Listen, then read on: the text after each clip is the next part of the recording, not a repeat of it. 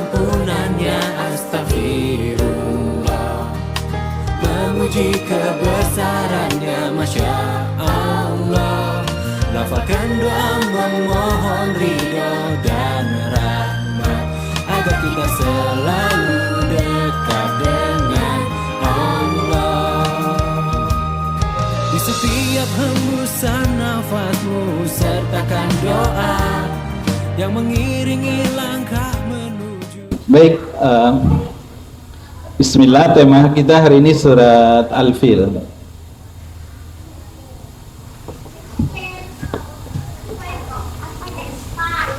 Al-Fil artinya apa, Bu? Iya, artinya makhluk Allah yang besar, itu artinya gajah, ya. Allah abadikan kisah ini karena dia sangat sensasional, diingat betul oleh orang Mekah saat itu, ya. Karena orang Mekah mainnya itu kan unta, domba, kambing gitu, Bu. Jadi sekali datang gajah itu sama seperti sekarang tuh, Bu, awak bawa mobil tiba-tiba ada orang datang bawa tank gitu, Bu. Nggak terlawan gitu, ya. Oke. Surat ini kalau dia mushaf, berdasarkan urutan di mushaf, dia surat ke 105, ya, turun di Mekah, awal-awal kenabian, masih termasuk di awal. Dia turun yang ke ini, Bu. Surat ini kalau berdasarkan urutan turunnya, dia surat Wahyu yang ke-18. Yang ke-17 itu Al-Kafirun, yang ke-19 nanti Al-Alaq, ya, Bu, ya. Ini kalau berdasarkan tertibun nuzulnya, ya, tertib turunnya, urutan turun.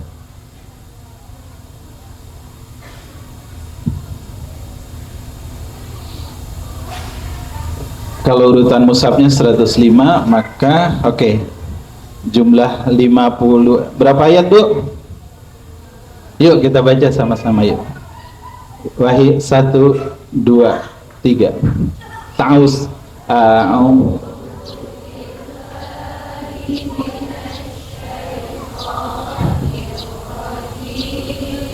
Ibu yang kuat.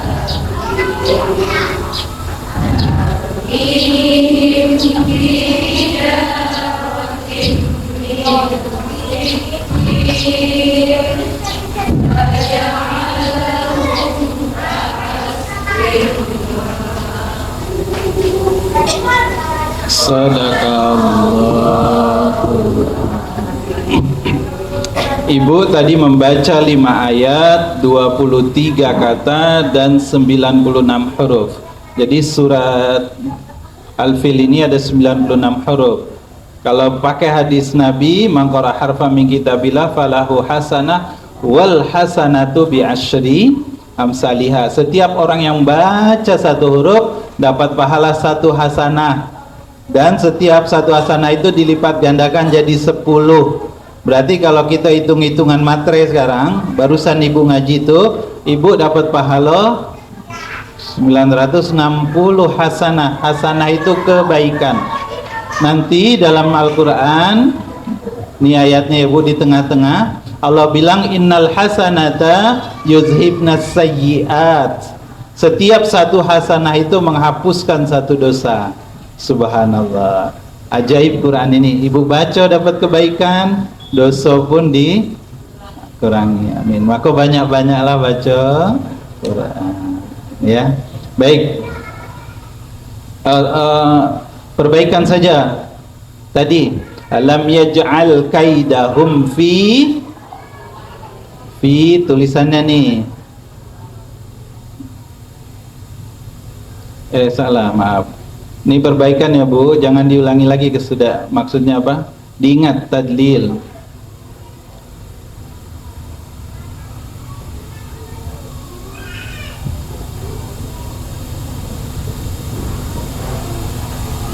Kalau ini artinya sia-sia, sio-sio, ya.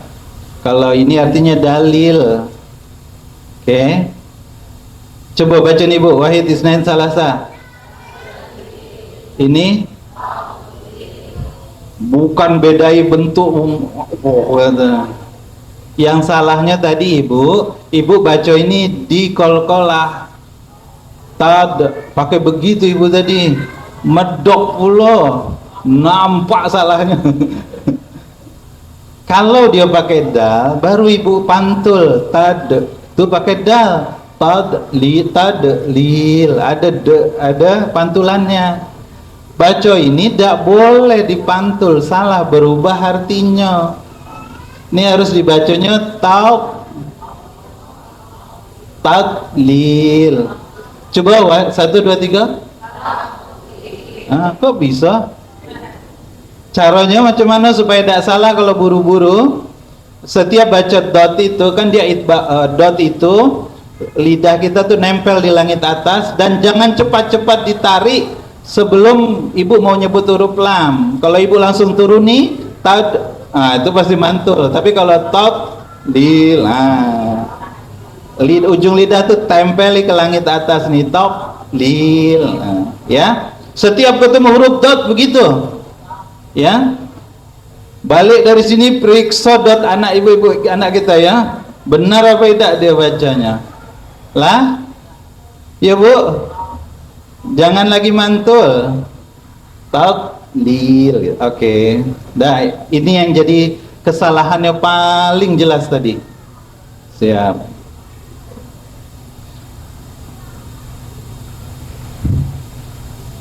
Bismillahirrahmanirrahim. Alam tara kaifa fa'ala rabbuka bi ashabil fil. Izin saya tulis alam tara kaifa fa'ala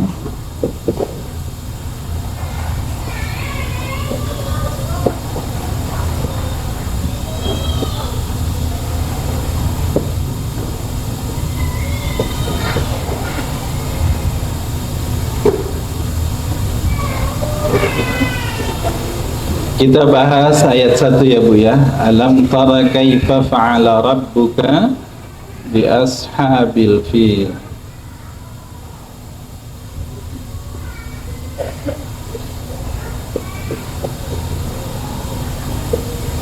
Yuk kita tengok.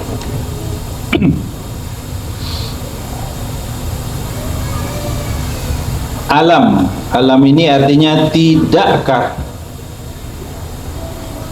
Gini ya Bu ya, kalimat tanya nih, tidakkah, ya, belumkah gitu. Lam itu kan tidak, belum gitu. Tidakkah kamu, belumkah kamu melihat, tara ini melihat, melihat. Tengok. Yang pertama, tidakkah ini maksudnya dia kalimat tanya, tapi bukan kalimat tanya yang memerlukan jawaban, tidak. Ini kalimat tanya, bahasa Arabnya namanya istifham takriri. Kalimat tanya untuk menegaskan. Kata dalam tafsir, ini tujuannya satu untuk penegasan takriri, yang kedua untuk menunjukkan ta'ajjubi, keheranan. Siapa yang heran? Allah Subhanahu wa taala gitu. Sudah begitu banyak tanda-tanda kekuasaan Allah, tapi mereka belum beriman juga, orang kafir musyrikin waktu itu. Maka Allah bilang, alam, belumkah kamu melihat? Ya, kita selesaikan dulu. Kaifa, bagaimana? Fa'ala itu tindakan. Rabb ini berarti Allah, ashabil fil pemilik fil gajah. Jadi Allah heran kepada orang-orang kafir musyrikin di Mekah. Tidakkah kamu melihat bagaimana Allah bertindak terhadap para pemilik gajah? Maksudnya pasukan bergajah itu. Sudah sebegitu nyata Allah, kekuasaan Allah, tapi mereka belum juga beriman.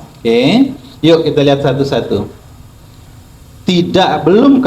Jadi ini tadi ya Bu ya, tujuannya satu menegaskan, yang kedua heran Allah kepada orang-orang Makkah waktu itu yang masih musyrik, tidak beriman. Yang kedua taro. Taro ini dari kata ro'a. Ro'a ini artinya melihat. Baik melihat dengan mata dewe, mata kepala sendiri, basara bahasa Arabnya. Nanti dalam kamus ro'a itu artinya satu basara, satu basirah. Basara melihat dengan mata kepala, kalau basirah melihat dengan mata hati. Maksudnya melihat dengan pengetahuan. Ini makna yang lazim dari kata ro'a, taro. Makanya Bu, nih untuk konteks kita, kenapa orang nentukan kapan mulai puasa, kapan hari raya suka berbeda? Karena yang seko nengoknya pakai mata kepala, yang seko nengoknya pakai pengetahuan, sehingga kadang-kadang berbeda gitu. Yang seko ini ru'yat harus ditengok nampak hilal itu, yang ini sudah diukur, dihitung posisi bulan gitu. Ini hanya contoh kenapa maknanya jadi dua. Sekarang balik ke sini. Tidakkah kamu melihat, kata Allah? Pertanyaan. Peristiwa pasukan bergajah itu Nabi nengok dah? Nabi nengok apa tidak? Karena Nabi belum, ya peristiwa ini Nabi belum lahir. Tapi kenapa Allah pakai kata taro? Tidakkah kamu melihat? Nabi sampaikan lagi kepada sahabat-sahabatnya, tidakkah kamu melihat? Gitu. Tahu Bu, kenapa Allah pakai kata taro di situ? Begini melogikakannya. Kalau orang Aceh Bu, sekarang tahun 2025 ya. Kalau disebut peristiwa yang terjadi 2007, 18 tahun yang lalu, tsunami itu, kalau disebut tsunami sama orang Aceh, apa yang ada dalam bayangan mereka? Yang keluarganya hilang akan langsung menangis, yang tidak mereka merasakan sesuatu yang dahsyat itu seolah-olah peristiwa itu baru kemarin, dan saking dahsyatnya peristiwa itu mereka bisa gambarkan kedahsyatannya, hadir rasanya gitu, seolah-olah peristiwa itu baru kemarin. Kenapa? Dahsyat sekali. Itu yang pertama. Kenapa Allah pakai kata taro padahal Nabi Muhammad belum lahir? Kenapa Allah pakai taro sementara banyak orang-orang Mekah yang belum lahir waktu itu? Ya, sama seperti ibu-ibu kalau ingat peristiwa yang paling indah dalam kehidupan ibu, subhanallah. Duduk berdua di kursi pengantin dengan walaupun lah 25 tahun, 26, 20, 30, ada yang sudah si muda-muda ini ya. Rasanya baru kemarin itulah. Kenapa? Karena sekali itulah, kan gitu. Diingat. Saya, maaf, ini contoh, membuat contoh ya. Saya kalau lewat Pematang Gajah, Bu, sesudah gerbang Citra Raya itu lewat dikit kan, tuh belokan itu kan ada simpang Pematang Gajah itu. Setiap lewat situ saya akan selalu terulang-ulang di pikiran saya, tolong gitu. Kenapa Bu? Karena dulu waktu saya kuliah, ya, pas lewat situ ada tabrakan truk sama bus, supir truknya kejepit. Saya kan naik sepeda, jadi supir itu tolong, setiap lewat tempat itu selalu terbayang oleh saya. Padahal peristiwa itu terjadi tahun 92. Cuma ya begitulah tadi itu kan, karena peristiwa itu istimewa sehingga saya olah-olah dia hadir di depan mata. Oke? Itu makna kenapa Allah pakai kata taro. Dah ya Bu. Yang kedua maknanya bagi orang-orang kafir musyrikin yang ketika peristiwa ini sudah sudah lahir, memang mereka melihat. Bukankah kamu dulu melihat gitu, bahwa bagaimana Allah hancurkan pasukan bergajah itu? Tambah satu lagi, kata Buya Hamka ya Bu, buat orang-orang yang tidak melihat, Allah tinggalkan monumen Bu, monumen hidup di Mekah itu. Kenapa saya bilang monumen hidup?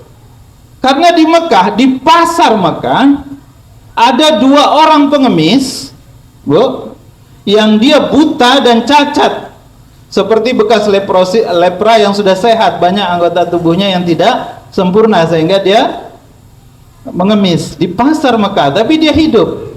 Ternyata 2 orang ini adalah anak buahnya Abraha yang Allah biarkan hidup dan kemudian dibawa oleh orang Mekah. Ya, di pasar kerjanya mengemis karena dia buta dan anggota tubuhnya sudah tidak lengkap. Jadi setiap orang lewat dia nih, yang orang ingat apa?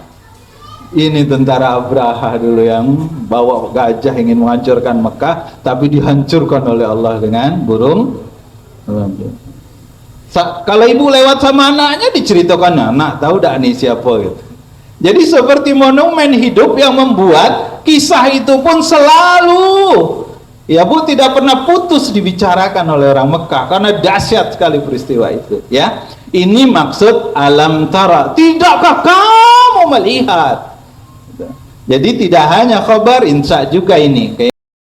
Kaifa, bagaimana? Allah tidak pakai kata ma gitu. Ma ini apa? Di dalam tafsir dibahas ini. Kalau kita artikan, tidakkah kamu melihat apa yang Allah, apa yang Rabb kamu lakukan gitu. Jadi dalam banyak tafsir dijelaskan kenapa tidak pakai kata apa, tapi pakai kata kaifa. Kaifa itu pertanyaan tapi harus dijawab dengan detail. Bagaimana kejadiannya? Maka ibu pasti, kalau apa, ibu cuma jawab apa itu. Ibu cuma jawab, oh suara mesin apa? Suara semen diaduk. Tapi bagaimana suara ini bisa ada terus gitu? Kan panjang ceritanya, ya. Itu yang dimaksud kenapa Allah pakai kata kaif. Artinya apa? Orang-orang Mekah itu detail hafalnya, tahu ceritanya, urut-urutannya pun mereka paham gitu, ya. Alam tara kaifa fa'ala. Fa'ala berbuat, bertindak. Saya pakai kata bertindak. Dalam bahasa Arab, ibu-ibu, berbuat itu ada 2 katanya. Satu fa'ala. Nih, ini saya jelaskan supaya kita nyambung lebih dalam kalau setiap baca ayat ini. Satu fa'ala, satu amala. Dua-duanya artinya berbuat, bertindak, mengerjakan, sama. Bedanya, apa bedanya? Kalau fa'ala ini contohnya kalau kita itu ngedip mata. Ibu pernah merencanakan enggak bangun tidur tadi, hari ini aku nak ngedip 1000 kali gitu. Ada ibu rencanakan itu? Ibu niatkan? Tidak ibu niatkan. Ngedip mata, pakai tenaga dah ibu. Kadang pakai, kadang enggak, ya. Kalau ada yang ganjal ya pakai. Apalagi contoh fa'ala itu? Detak jantung, Bu. Jantung kita di badan ini bekerja memompa darah luar biasa, tidak pernah berhenti, ya kan? Paru-paru kita bekerja menarik dan memompa udara juga tidak pernah berhenti. Apakah ibu suruh itu jantung? Ibu suruh paru-paru itu, ibu niat, saya nak memompa darah dulu gitu. Kan tidak. Dia otomatis saja, spontan. Kalau bahasa kita tuh refleks, Bu. Itu namanya ciri, salah satu beda fa'ala dengan amala. Kalau amala itu pakai niat, pakai usaha, kadang-kadang berkorban. Makanya semua perbuatan baik tidak pakai fa'ala bahasanya dalam Al-Quran. Bukan fa'ala sholihat, tapi amalus salih. Kenapa? Karena harus diniatkan. Kalau dia tidak niat jadi fa'ala, fi'il. Kalau bahasa orang Jambi itu fi'il, bukan fi'il, fi'il. Kalau amal pakai niat, pakai usaha, ya. Nah, Allah, kenapa Allah bilang fa'ala? Karena buat Allah menghancurkan pasukan gajah yang besar-besar itu ternyata bukanlah perbuatan yang berat buat Allah. Bahkan Allah hanya kirim, apa Allah kirim gajah juga, Bu? Atau Allah kirim yang lebih besar dari gajah? Tidak. Allah hanya kirim makhluk yang kecil, burung kecil. Ya. Kalau lihat bagaimana burung itu memegang batu, kan tidak, batunya kecil-kecil juga. Artinya burungnya kecil. Ada yang dibilang sebesar burung pipit. Burung apa tadi, Bu? Dalam surat ini nama burungnya burung? Ibu pernah nengok burung ababil? Hah? Ibu pernah searching burung ababil? Ada tak? Tak kan ketemu, Bu. Sampai bosan, kuota habis. Kenapa? Karena ababil itu bukan nama burung. Ababil itu artinya berbondong-bondong. Bukan nama burung. Burung elang, burung nuri, burung Sri Guting, yang begitu, Bu. Jadi maksud ababil itu berbondong-bondong datang kayak karnaval itu, Bu, ya, yang membuat langit di atas kota Mekah jadi hitam saking banyaknya waktu, ya. Oke. Sampai mana? Jadi kenapa Allah pakai kata fa'ala? Karena bagi Allah ini ringan sekali, ringan. Ya, tidak berat bagi Allah. Rabbuka, Rabb kamu yang menciptakan kamu, yang mendidik kamu, yang memelihara kamu, bi ashabil fil. Tidakkah kamu melihat bagaimana Allah Subhanahu wa taala bertindak kepada ashabil fil? Bu, kenapa Allah maaf, Abraha sama gajah tuannya siapa? Abraha sama gajah setara atau tidak? Tidak, karena Abraha adalah tuannya, gajah tunggangannya. Tapi kenapa di sini Allah pakai kata sahabat gajah? Ashabi ini sahib, bahasa Indonesianya sahabat. Kenapa kok dibuat sejajar sama Allah? Harusnya itu birabbil fil, Rabb itu pemilik. Birabbil fil kata dalam salah satu. Kenapa tidak dipakai kalimat itu dalam tafsir? Allah malah pakai ashabi, temennya gajah. Seolah-olah Allah itu sedang beritahu kita, Allah ini merendahkan. Yang pertama menyebut Abraha dan pasukannya itu sebagai ashabil fil, merendahkan Abraha, sama dia sederajat dengan binatang. Yang kedua, kelakuannya sama seperti gajah, mijak-mijak orang, tidak ada permisi dulu. Ada gajah, Bu, mau lewat dia permisi dulu, torik gitu, minta jalan. Kan enggak, main pijak itulah, siapa yang lambat terpijak, ya. Jadi ini menggambarkan sifatnya Abraha dan teman-temannya itu yang sama, bahkan lebih rendah dari binatang dia. Ya, Bu. Jadi ini surat ceritanya panjang. Ini udah saya potong 2 slide. Allahumma shalli ala Muhammad. Alam tara kaifa fa'ala rabbuka bi ashabil fil. Yang kedua, alam yaj'al kaidahum fi tadlil. Nah, kita lihat yuk ayat 2. Alam yaj'al, bukankah Allah sudah menjadikan dia kaidahum, tipu dayanya, tadlil, sia-sia. Yuk kita tengok apa maksudnya.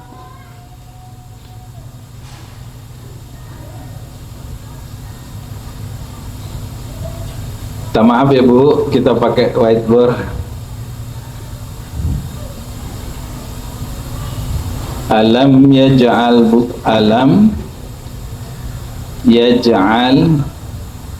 kaidahum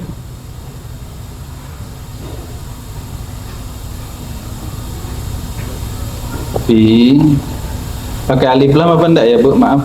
Tadlil langsung tak atau ada alif lam depannya?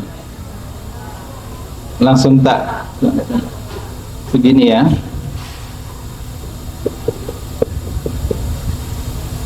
Nih kita tengok ya, apa cerita di balik ayat ini? Alam yaj'al kaidahum fi.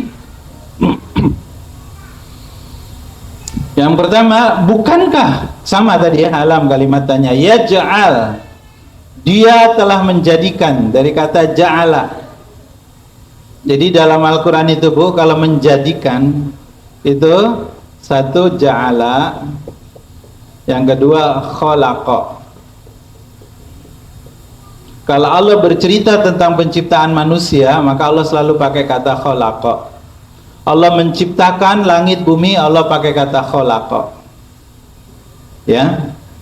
Apa maksudnya? Apa bedanya? Kalau ja'ala ini menciptakan sesuatu dari sesuatu yang sudah ada. Kalau khalaqa menciptakan sesuatu dari sesuatu yang baru. Misal laqad khalaqnal insana, sungguh Allah telah menciptakan manusia. Jadi kata khalaqna di ayat surat At-Tin itu fi ahsani taqwim, sungguh Allah sudah menciptakan manusia dalam sebaik-baik bentuk. Maksudnya apa? Allah tidak menciptakan manusia dari makhluk yang sudah ada sebelumnya. Allah menciptakan manusia dari makhluk yang belum pernah ada. Itu maksud kata khalaqna, khalaqnal insan. Jadi kalau ada juga yang masih percaya manusia keturunan Darwin, berarti tidak masuk. Berarti tidak sejalan dengan Al-Quran, karena Al-Quran pakai kata khalaqa. Ya, kalau ja'ala ini menjadikan dari sesuatu yang sudah ada. Bukankah dia menjadikan kaidahum? Kaidun ini artinya tipu daya. Dalam bahasa Arab, nih tengok dulu ya, ini agak lama panjang. Dalam bahasa Arab, tipu daya itu pakai dua kata. Satu kaidun, tipu daya, yang satu makar, dan ini yang sudah jadi bahasa Indonesia. Makar itu sama tipu daya juga. Tapi bedanya, kalau makar itu tipu dayanya terang-terangan. Apa yang nampak itulah maksudnya. Itu makar namanya. Kalau kaidun, tipu dayanya apa yang nampak belum tentu itu maksudnya. Allah di sini mengatakan Abraha itu ternyata dengan kata kaidun, tidak pakai kata makar. Abraha itu bilangnya dia datang ke Mekah karena orang Mekah sudah menghinakan tempat ibadahnya dan ingin menghancurkan Ka'bah. Itu Bu. Dia bilangnya ingin menghancurkan Ka'bah, tapi ternyata motif utamanya bukan itu. Dia menjadikan agama sebagai alasan untuk menggerakkan orang-orang Nasrani waktu itu agar menghancurkan Ka'bah. Kenapa begitu? Yuk kita tengok. Nah, kita cerita sejarah ya Bu. Jadi Abraha ini dia pemimpin, ya. Saya takut pakai kata gubernur.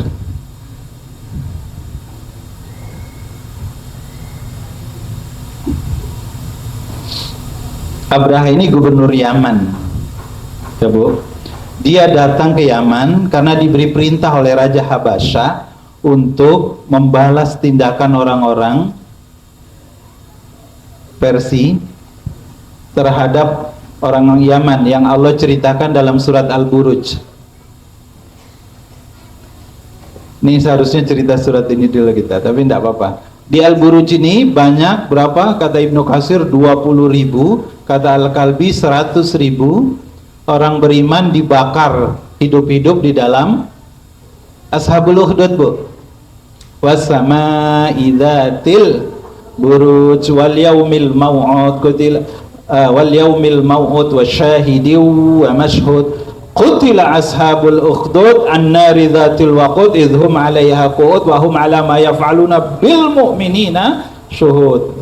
Ayat ini cerita bagaimana orang beriman di Yaman itu dibakar hidup-hidup karena dia mempertahankan imannya. Jadi surat ini cerita tentang bagaimana orang yang beriman dia rela tidak hanya mengorbankan waktu, tenaga, pikiran dan perasaan, tapi nyawanya pun dia korbankan asal dia tetap beriman. Ini surat Al-Buruj. Kejadian itu 40 tahun sebelum Nabi lahir. Rupanya dari 20.000 atau kata Ibnu Katsir, kata Al-Kabi lebih dari itu sampai 100.000. Ada yang selamat melapor ke Syam karena pusat agama Nasrani dulu di sana. Ya Bu ya. Dari Syam dikirim surat ke Raja Habasah. Habasah itu sekarang Ethiopia. Karena Raja Habasah juga beragama Nasrani. Najasi. Najasi itu bukan nama ya Bu. Kalau Indonesia nyebutnya Rajo. Kalau Mesir nyebutnya Fir'aun. Kalau Irak, Iran, Persia nyebutnya Kisra. Itu nama panggilan kita kepada Rajo gitu. Najasi itu panggilan Rajo di Habasah, di Ethiopia ya. Najasi menyuruh, kemudian dia dapat surat dari Syam, maka dia terima, dia gerakkan, maka bawa gajah tadi Bu dari Eropa, Afrika. Dia kirimlah dua orang jenderal dengan tentara yang sangat banyak. Satu Aryat namanya, yang kedua bawahannya Abraha. Singkat cerita diserang Persia ini, dibalas untuk membebaskan orang-orang yang beriman. Jadi waktu itu ahli kitab Bu. Sesudah Nabi Isa, sebelum datang Nabi Muhammad, maka ahli agama yang benar saat itu adalah agama ahli kitab, Solbi'in. Injilnya belum dibelok-belokkan. Mereka ini datang, dibebaskan. Singkat cerita sudah bebas nih, kembali dikuasai oleh dari Yaman. Abraha bunuh Aryat komandannya, lalu dia jadi gubernur, pemimpin di sana. Ketika dia jadi pemimpin Bu, dia bahasakan kepada orang Yaman waktu itu, yuk kita kembalikan kejayaan Yaman seperti zaman dahulu. Dulu di sini ada pelabuhan besar, dulu ada dam besar, dulu kaya raya, hijau, royo-royo gitu Bu. Yuk kita kembalikan kejayaan ekonomi kita gitu. Dia buat laporan ke Raja Najasi, saya akan membuat Yaman ini kembali menjadi pusat perekonomian dunia. Karena dulu Aden, Yaman itu, Son'a itu pusat perekonomian dunia, kayak Singapura sekarang itu. Portnya berbagai produk-produk dari berbagai belahan dunia. Ketika dia lakukan itu Bu, ingin membangun, ternyata tidak bisa-bisa. Kenapa? Orang sudah terlanjur pindah pusat perekonomian itu ke Mekah. Dia coba buat berbagai cara, tidak bisa juga. Dia mikir, oh di Mekah ada bangunan yang membuat orang selalu kumpul di sana, namanya Ka'bah. Dia buatlah bangunan yang sama bentuknya, tapi lebih besar, lebih tinggi. Diberi nama Al-Qulais. Namanya Bu, ya. Kenapa diberi nama Al-Qulais? Sebab kalau orang nengok ujungnya itu, atapnya paling tinggi, kulansahnya ini jatuh. Nih kulansah ini, topi saking tingginya gitu Bu. Ya, dia bangun itu lebih indah, lalu dia buat, kemudian dia kirim di WA, dia kirim di Facebook, kirim Instagram, TikTok, ini tempat ibadah lebih keren gitu. Ternyata nggak ada yang datang juga. Akhirnya apa yang ada dalam pikiran dia? Tidak bisa ekonomi kita maju selama pusat peribadatan ada di sana, di Mekah. Caranya berarti pindahkan, agar orang mau pindah, hancurkan itu.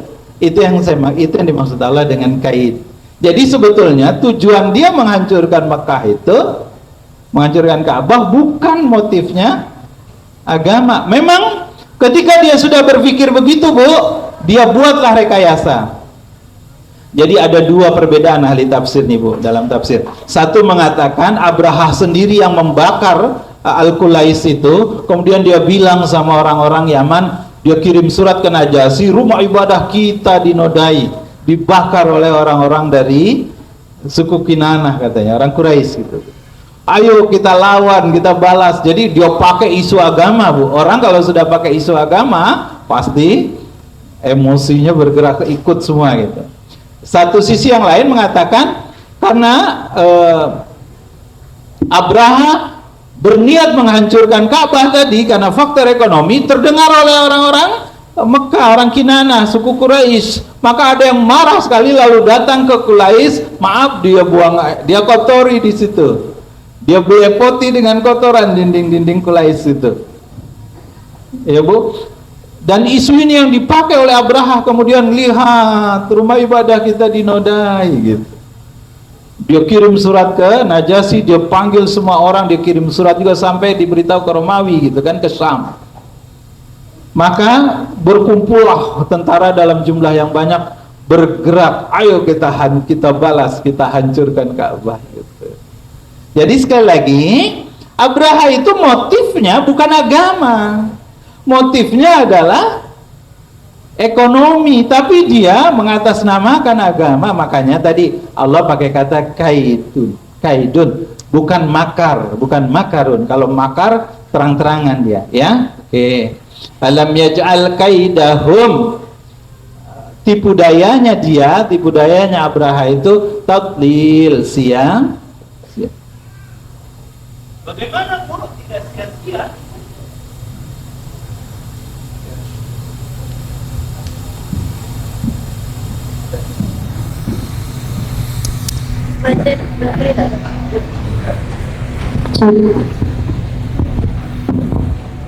Yuk kita sambung ayat berikutnya. Alam yaj'al kaidahum fi tadlil wa arsala.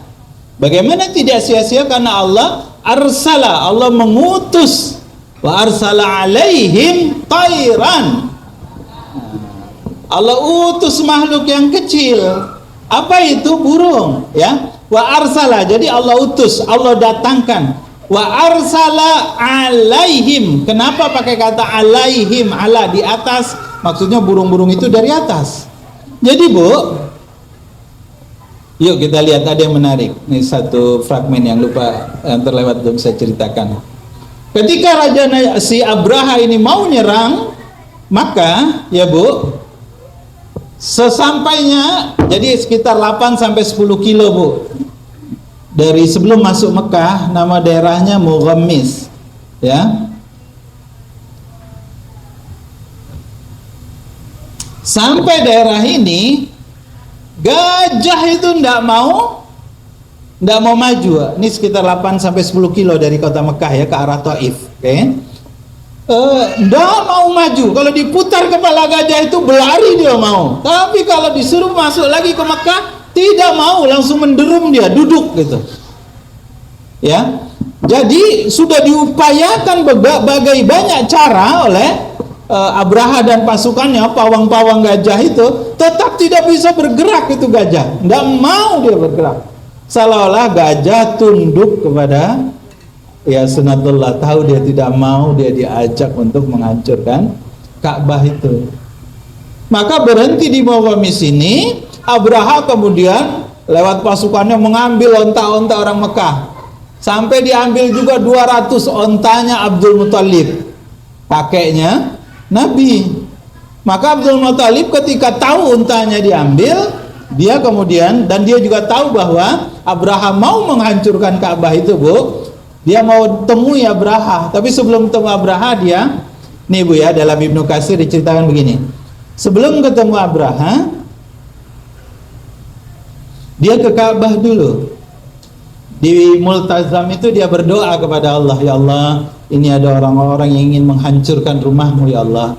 Kami tidak mampu menahan mereka karena mereka memakai kendaraan perang yang jauh, sangat canggih kalau pakai bahasa sekarang tuh Bu ya, yang besar yang tidak mampu kami hadang. Karena ini rumahmu ya Allah, aku serahkan keamanannya padamu ya Allah. Itu katanya. Nah, dalam Ibnu Katsir dijelaskan Bu, selesai dia berdoa itu, ini karena ada pertanyaan kemudian seperti apa burungnya itu seperti apa. Dikatakan dalam Ibnu Katsir itu Abdul Muthalib melihat di atas Ka'bah ada burung-burung kecil yang saya bilang tadi, seperti burung pipit itu kecil, burung grey, kecil-kecil gitu, ya. Jadi kecil, ya.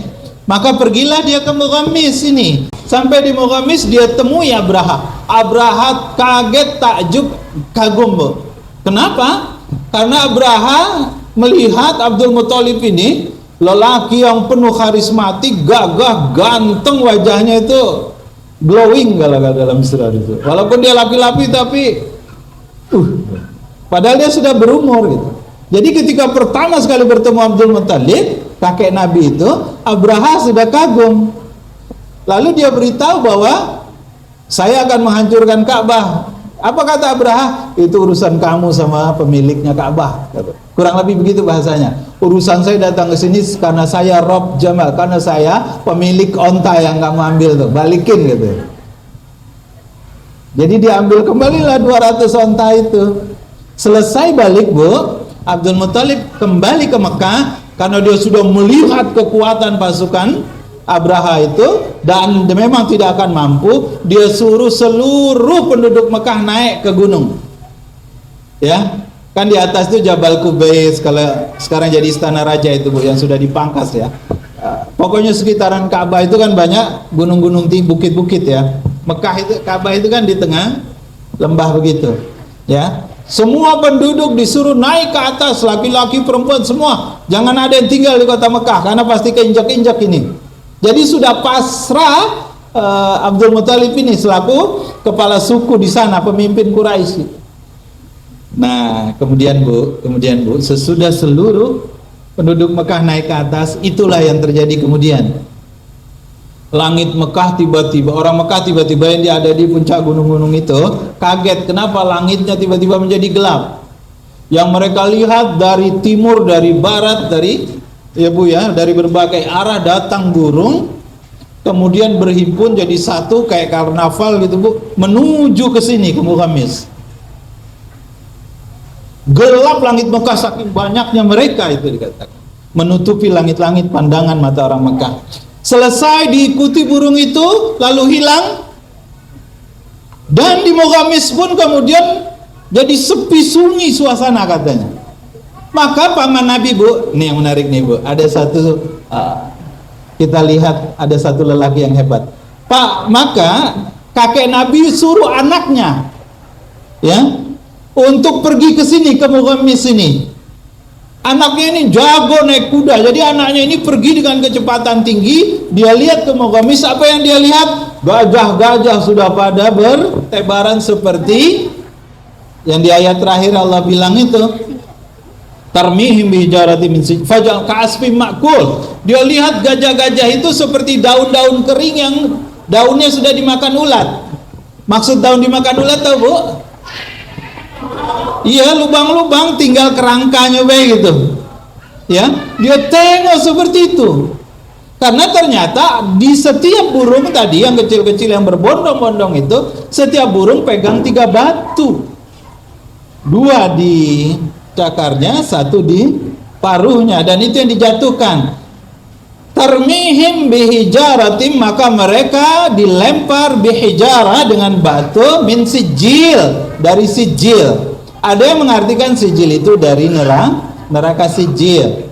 Ada yang mengartikan sijil itu adalah batu yang ada namanya, yang tidak salah sasarannya. Itu sebabnya kenapa walaupun burung-burung itu lewat di atas penduduk Mekah, tidak ada sikok pun batu yang tiba-tiba tidak sengaja jatuh kena orang Mekah, tidak ada. Karena sijil sudah ada namanya. Kalau bahasa sekarang tuh, Bu, seperti peluru kendali yang sudah ada titik, ya, radius titik derajatnya itu sudah ditetapkan, maka dia tidak akan kemana-mana kecuali ke titik 7 itu. Itu nama sijil dalam tafsir yang lain.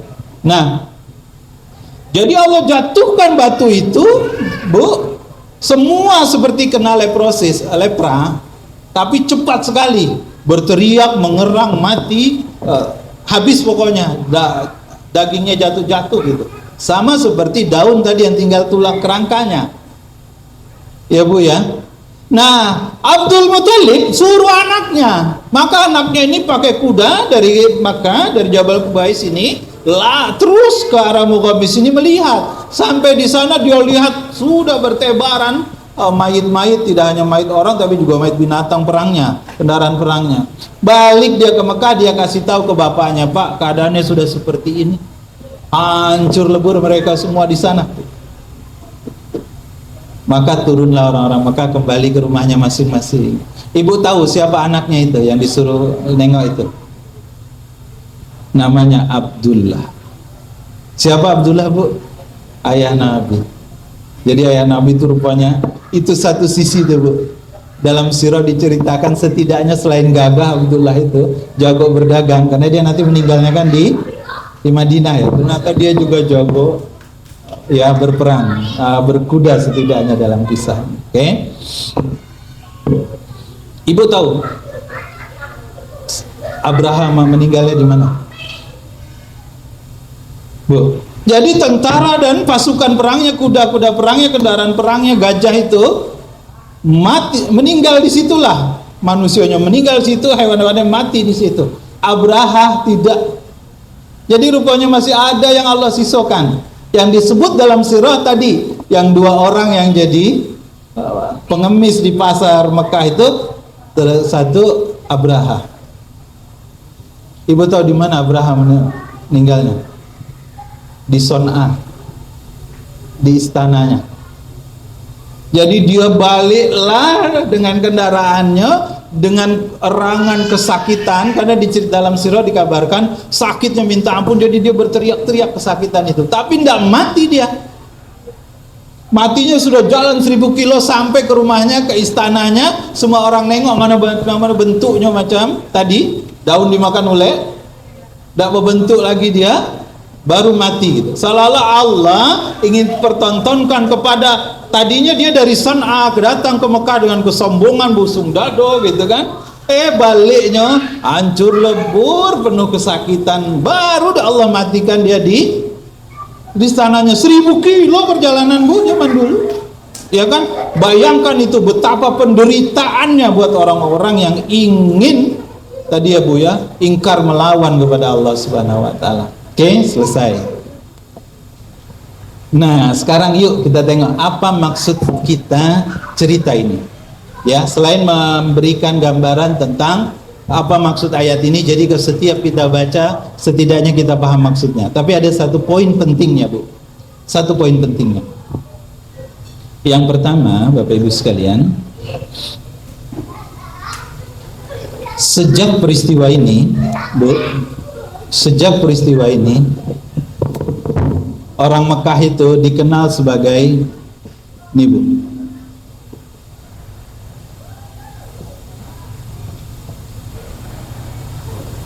dikenal sebagai keluarganya Allah. Bahasa Arabnya Ahlullah. Kalau pakai bahasa Jambi itu orang-orang keramat, kalau pakai bahasa gitu dulu. Ya, sejak peristiwa itu orang-orang Mekah disebut Ahlullah, family of God. Semua orang di Jazirah Arab, ya, di Jazirah Arab kemudian angkat topi, angkat tangan kalau ketemu orang Mekah, tidak berani ganggu. Kenapa? Jangan coba-coba ganggu. Abraha dengan kekuatan seperti itu, baik ketika coba ganggu Mekah, habis. Jadi istilahnya itu, Bu, maaf kalau boleh saya tulis, mereka disebut sebagai orang keramat, sebagai suku yang paling disegani di Mekah. Sudah, maaf, di Jazirah Arab sekalipun. Sesudah peristiwa ini, maka lahirlah seorang lelaki dari suku yang paling disegani di Jazirah Arab ini, di Hijaz. Jadi, Bu, seolah-olah Allah Subhanahu wa taala sedang menciptakan sebuah kondisi dari peristiwa ini, ya. Satu, mengangkat derajat orang-orang Quraisy, ya, suku Quraisy, para penjaga Ka'bah, Baitullah itu, bahwa mereka adalah orang-orang yang istimewa. Yang kedua juga untuk memberitahu kita, memberitahu orang-orang bahwa yang namanya Muhammad itu dia bukan dari suku anak dalam, bukan dari suku biasa-biasa, kalau orang pakai kasta itu ya, Bu ya. Dia orang dari suku paling terhormat, istimewa dia. Quraisy disegani sejak saat itu. Ibu bayangkan di padang pasir itu, ini nyambung cerita kita Quraisy nih, SMP ya kemarin. Kalau jadi Quraisy itu orang Mekah, Bu, orang Arab keseluruhan, mereka kan berdagang. Zaman dulu penghasilan orang cuma dari ternak atau dari dagang. Kalau yang tidak berdagang maka dia cuma ternak saja. Karena cuma ternak, makanan susah, tumbuhan tidak bisa nanam kangkung kan, Bu, di sana, Bu. Iya enggak? Akhirnya mereka jadi begal, Bu. Dan itu jadi hal yang lumrah di Jazirah Arab, saling membegal itu. Maka kafilah-kafilah dari banyak suku, kalau mereka mau dagang, mereka pinjam, mereka bayar bodyguardnya, guide-nya, itu Quraisy, orang Quraisy. Jadi orang Quraisy itu bodyguard itu akan dia bawa, ya kayak kita pawai lah, Bu, bawa bendera lalu ada warna Quraisy-nya. Orang tahu kalau ada umbul-umbul dengan warna itu, panji-panji dengan warna apa itu. Maaf saya lupa, itu Quraisy sudah. Jadi orang mengira itu Quraisy, tidak ada yang berani mengganggu kemudian. Jadi sampai seperti itu segannya orang-orang kepada Quraisy. Jadi dan Nabi kita lahir dari suku. Ya, baik. Kesimpulan pertama itu. Yang kedua, surat Al-Fil ini menjelaskan ya, Bu, kalau Allah berkehendak mudah saja Allah, ya, tidak perlu repot-repot Allah. Allah cukup dengan fa'ala, tidak amala. Ya, makhluk kejahatan yang sebegitu besar Allah hanya menghancurkannya dengan makhluk yang kecil. Artinya kita jangan sombong, ya, jangan merasa hebat dan merasa lebih, teruslah tetap minta sama Allah bahwa semua kelebihan ini dari Allah, syukuri dan tadi ya, Bu, ya, jangan membuat kita sombong. Lalu sekalian, izin supaya lengkap ya, saya lihat slide.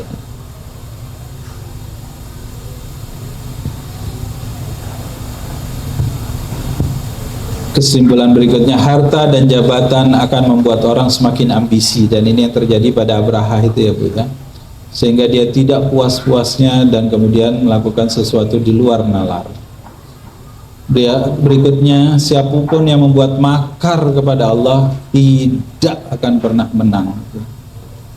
Ayat ini juga memberitahu bahwa Allah pasti akan terus menolong agamanya dan menolong orang-orang yang ada di atas jalannya. Yang berikutnya, kalau kita sudah tidak mampu lagi ya, Bu, ya, beramal, berbuat melawan musuh itu, maka pasrah, tawakallah kepada Allah seperti tawakalnya orang-orang Mekah waktu itu. Nah, kemenangan, keberhasilan bukan karena besar dan bukan juga karena banyaknya pasukan, tapi keberhasilan itu karena Allah, bukan karena hebatnya, bukan karena padeknya, bukan karena harta kita, tidak, tapi karena izin Allah. Maka selalu dekatlah kepada Allah. Terakhir, ini juga menggambarkan betapa kota Mekah itu kota yang istimewa, ya, Bu. Kota Mekah kota yang istimewa. Dia dihuni oleh orang Quraisy tadi. Nabi bilang begini, Bu,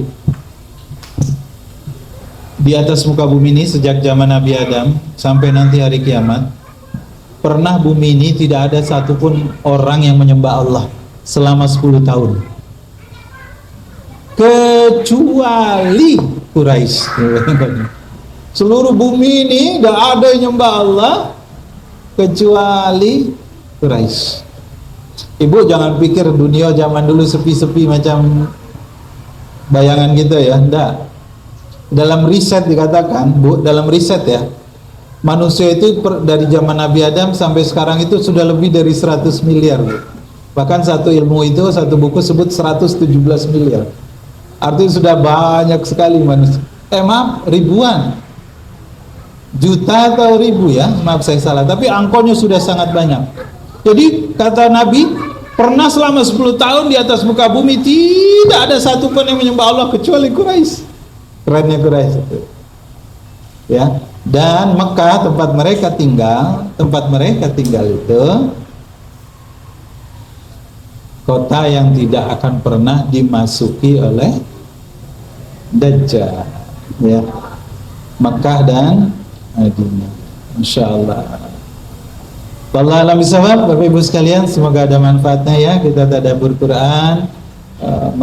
Mudah-mudahan kita menjadi sedikit lebih paham surat Al-Fil, karena dia menceritakan sebuah peristiwa yang dahsyat luar biasa. Demikian, mohon maaf. Semoga Allah berkahi kita semua ya Bu ya. Aku qauli hadza. Maaf penutup. Kenapa saya cerita ini? Karena mau maulid Bu.